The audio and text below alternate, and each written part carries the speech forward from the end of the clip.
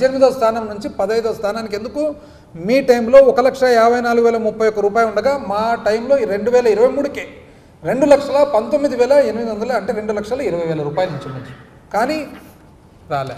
ఎంత అన్యాయం అండి. ఏం చెప్పాలనో ఏమో దేవుడా. నేను చెప్తే కదా పడుకున్న తోలనైతే మనం లేపొచ్చు కానీ నటించే తోలు ఇది కాక ఇంకా నెక్స్ట్ మళ్ళా ఉండండి సమయం. ఎందుకంటే పెద్ద ఆయన యనమల రామకృష్ణ గారు మాట్లాడినారు. ఆయన ఏమంటారంటే యనమల రామకృష్ణ గారు ఏందేందో కౌన్సిల్లో ఎట్లా చెప్తాడు. ఆయన మళ్ళీ ఎంత అనుభవం ఉంది ఆయనకు. ఏమంటాడు తెలిసిన 14 లక్షల కోట్ల అప్పు ఉందంట ఇప్పుడు కూడా. మళ్ళీ మరి ముఖ్యమంత్రి చెప్తున్నాడు 9,74,000 కోట్లని, నువ్వు ఈ పక్క హౌస్లో కూర్చొని 14 లక్షల కోట్లని మీరు చెప్తారు. ఏందండి ఇది నాకు అర్థంగా. ఏదో ఒక్కటి కూర్చొని ఒక మీటింగ్ పెట్టుకొని డిసైడ్ చేసుకోండి ఏదో ఒకటి. ఎందుకు ఇట్లా ప్రజలంతా సతాయిస్తారు ఊరికే. ఎందుకు తెలిసిన రామకృష్ణ గారు లెక్క ఈయన ఇంకా విచిత్రమైన లెక్క. ఏమంటాడు తెలిసిన ఈయన వాల్యూమ్ 5లో మీరు చూడండి. వాల్యూమ్ 5 ఇప్పుడే చూపిస్తే కదా ఎంత వస్తుంది వాల్యూమ్ 5లో. ఆయన చెప్పే ప్రకారం వాల్యూమ్ 5 చూడండి. వాల్యూమ్ 5లో 14 లక్షల కోట్లు ఎక్కడ లేదండి. వాల్యూమ్ 5లో ఉండేది 1,54,000 కోట్లే ఉండేది. ఇది కాక ఏమంటాడు తెలిసిన నేను ఎక్కడో మాట్లాడేటప్పుడు నేను ఎక్కడో చూసినట్లుంది 2,23,000 కోట్లు ఆఫ్ బడ్జెట్ బారోయింగ్స్. ఎక్కడ చూడలేదండి. ఎక్కడ మీరు చూసినదంటే ఇదే సేమ్ కాగ్ రిపోర్ట్లో ఏమనుందండి,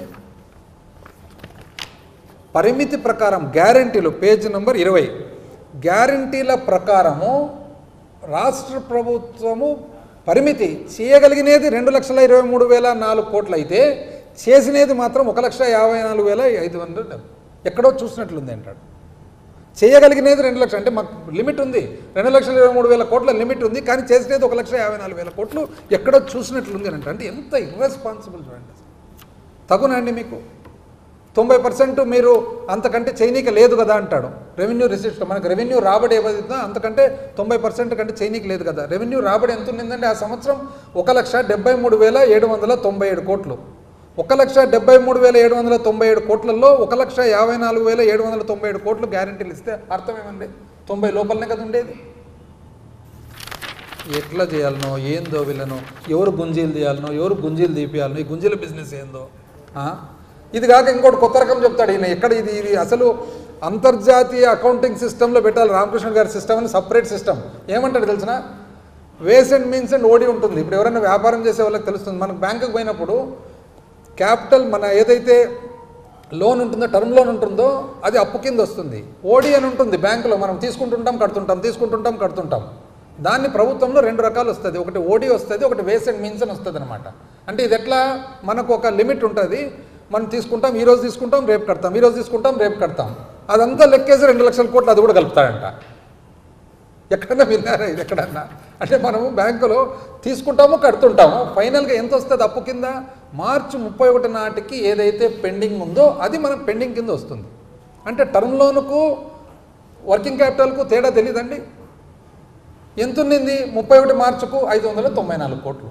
594 కోట్లు ఓడీ కింద ప్రతిరోజు ప్రభుత్వం అన్న తర్వాత కేంద్రం అన్న తర్వాత ప్రతిరోజు తీసుకుంటుంది, ప్రతిరోజు కడుతుంటుంది. ఆ ఓడీనంతా తీసుకునేది అంటే ఎన్ని ట్రాన్సాక్షన్లు జరిగినా అవన్నీ కలుపుతాడంట. అది 2 లక్షల కోట్లు అవుతుందంట. 2 లక్షల కోట్లు అప్పు కింద కలుపుతాడంట. అంటే కట్టినదంతా అడిగిపోయినట్లు. ఏంది అసలు ఇది కొత్త రకమైన అకౌంటింగ్ సిస్టమ్. ఇది ఎవరన్నా మన పెద్దోళ్ళు అమర్త్య సేను, దాని తర్వాత ఆడమ్ స్మిత్ ఇట్లాంటి వాళ్ళు చూస్తే కానీ పడిపోతారు ఇంకా నెక్స్ట్. ఇది ఎక్కడ లేదండి ఈ టైప్ సిస్టమ్ అని చెప్పేసి. ఇంకోటి క్యాపిటల్ అవుట్లే లేనే లేదు అంటాడు, సింగిల్ డిజిట్ అంటాడు. ఆయన ముఖ్యమంత్రి గారు చూస్తేనేమో 0 ఈయన చూస్తే సింగిల్ డిజిట్ అనే. మళ్ళీ ఇప్పుడే చూపిస్తే కదండి 23,330 కోట్లు మూలధన వ్యయం ఉంది. మళ్ళీ సింగిల్ డిజిట్ ఎట్లయిందండి? 5 అంకెలు ఉన్నాయి దాంట్లో. సింగిలా 23,330 కోట్లని సింగిల్ డిజిట్ అంటే ఎంత? 9 రూపాయలు లాస్ట్ 10 రూపాయలకి పోతానే అయిపోయాయి కదా. 23,330 కోట్లను సింగిల్ డిజిట్ అంటే ఇంకేమన్నా అంటే 9 కోట్లు మీ ప్రకారం సింగిల్ డిజిట్ అంటే. ఎక్కడ 9 కోట్లు, ఎక్కడ 23,330 కోట్లు? అసలు ఇంక ఏమి చెప్పుకుంటూ పోతే కానీ టైం చాలదు. ఇది కాక ఇంకా నెక్స్ట్ ప్రజెంట్ ఆర్థిక శాఖ మంత్రి గారు, అసెంబ్లీ మంత్రి పయ్యావుల కేశవ్ గారి ప్రసంగం.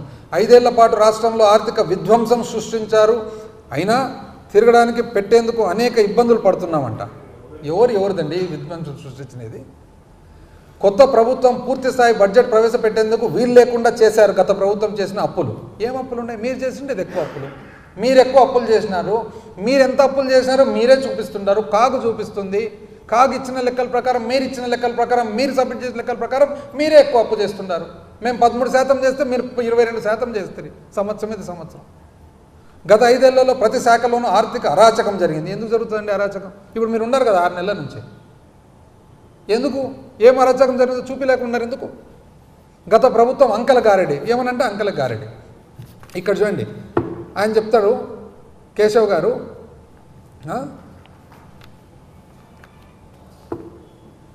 కేంద్ర ప్రభుత్వం నుంచి సరిగా తెచ్చుకోలేకపోయినామంట. రెవెన్యూ డెఫిసిట్ గ్రాంటు మీరు సంకీర్ణ ప్రభుత్వంలో భాగస్వాములు 2014లో 17,000 కోట్లు ఆంధ్రప్రదేశ్ పునర్వ్యవస్థీకరణ చక్రం ప్రకారం రావాల్సి ఉంటే 17,000 కోట్లకు గాను మీరు కొన్ని రోజులు బాగుంటారు, కొన్ని రోజులు కొట్లాడతారు, కొన్ని రోజులు నవ్వుతారు, కొన్ని రోజులు కొట్లాడతారు. ఏందో మీది అర్థమే కాదు. అందరితో కలుస్తుంటారు, అందరితో విడిపోతుంటారు. అయితే మీరు 4,000 కోట్లు మాత్రమే తెచ్చుకున్నారు. మేము ముఖ్యమంత్రి గారు, ప్రధానమంత్రి గారితో, ఇతర మంత్రులతో ఎంతో సఖ్యత మెయింటైన్ చేసి 10,500 కోట్లు తెచ్చుకున్నాం. మీది గొప్పనా మాది గొప్పనా? కోవిడ్ వచ్చిన వివిధ ఇబ్బందులైనా కూడా దేశ స్థూల ఉత్పత్తిలో భాగం చూసినట్లయితే రాష్ట్ర స్థూల ఉత్పత్తి మీ సమయంలో 4.47% ఉంటే మాది 4.83% పెరిగిందండి. ఎవరు ఎక్కువ? అసలు ఈ higher taxes in central share, కేంద్రం నుంచి ఎక్స్ట్రా ట్యాక్స్లు వచ్చినాయంట. ఎక్కడి నుంచి వచ్చినాయండి ఎక్స్ట్రా ట్యాక్స్లు? 2 డివిల్యూషన్ ఇచ్చినారు. ఆంధ్ర రాష్ట్రానికి ఒకటి కాదు కదా వచ్చినది, మొత్తం టోటల్ భారతదేశానికంతా వచ్చింది. దీంట్లో మీ స్పెషాలిటీ ఏముంది నాకు అర్థం కాలే. పెండింగ్ అంటారు, చిక్కీకి పెండింగ్ అంట. మీరు గుడ్లకు పెండింగ్ పెట్టలేదండి? మీరు కొడుకుడ్లకు పెండింగ్ పెట్టిపోలేదా? అరే ఇది రన్నింగ్ బిల్స్లో పెండింగ్ ఉండనే ఉంటుంది. ఓవర్ బారింగ్, మేము ఎక్కువ అప్పు చేసినామంట. ఎవరంటే చెప్పింది ఇది? నిజం చెప్పాలంటే 2016-17 మీరు 4,800 కోట్లు ఎక్కువ చేసినారు. 2017-18 మీరు 1,040 కోట్లు ఎక్కువ చేసినారు. 2018-19 మీరు 10,000 కోట్లు ఎక్కువ చేసినారు. అంత లెక్కేస్తే వాస్తవానికి ఒక పరిమితి ఉంటుంది. ఎట్లంటే అట్లా అప్పు చేయనీకి ఉండదు. మీరు ఎక్కువ అప్పు చేసినారు, 16,000 కోట్లు ఎక్కువ అప్పు చేసినారు. ఇది ఎట్లా బయటపడింది? మేము మామూలు నిర్వాహకంలో భాగంగా కేంద్ర ప్రభుత్వంతో పర్మిషన్స్ కోసం పోతే మీకు సంబంధించిన ఎంపీలు, మీకు సంబంధించిన వాళ్ళు రాష్ట్ర ప్రభుత్వానికి డబ్బులు రాకూడదనే ఉద్దేశంతో లెటర్లు పెడితే లెటర్లు పెట్టిన తర్వాత కేంద్ర ప్రభుత్వం ఏంది అప్పు విషయం అని తీస్తే తేలినేది ఎంత? 2016-17 నుంచి 2021-22 వరకు చూస్తే 17,531 కోటి రాష్ట్ర ప్రభుత్వం పరిమితిని మించి అప్పు చేసింది. కాబట్టి అది 2019 నుంచి 20లో కట్ చేస్తాం, కోస్తామన్నారు. అందులో 17,531 కోటిలో 16,418 కోట్లు మీరు చేసిన అప్పు. ఎంత అన్యాయం! మీరు చేసిన పనికి ఆంధ్రప్రదేశ్ కాదు, ఎంటైర్ భారతదేశానికంతా అప్లై చేస్తారు ఇప్పుడు ఈ రూల్. ఎందుకంటే లెటర్ల మీద అప్పు. ఇది కాక గొప్పగా పెంచుతారంట. మళ్ళీ ఇక్కడ కూడా అంతే. 14